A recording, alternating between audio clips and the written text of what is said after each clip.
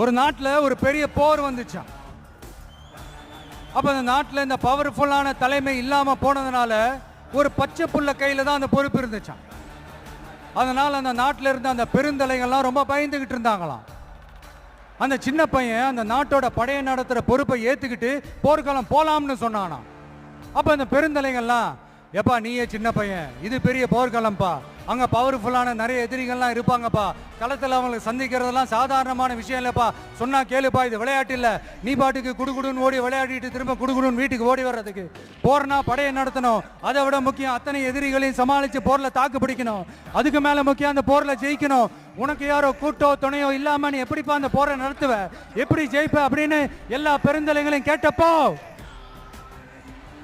எந்த பதிலும் சொல்லாம போருக்கு தனியா தன் படையோட போன அந்த பாண்டிய வம்சத்தை சேர்ந்த அந்த பையன் என்ன செஞ்சான்னு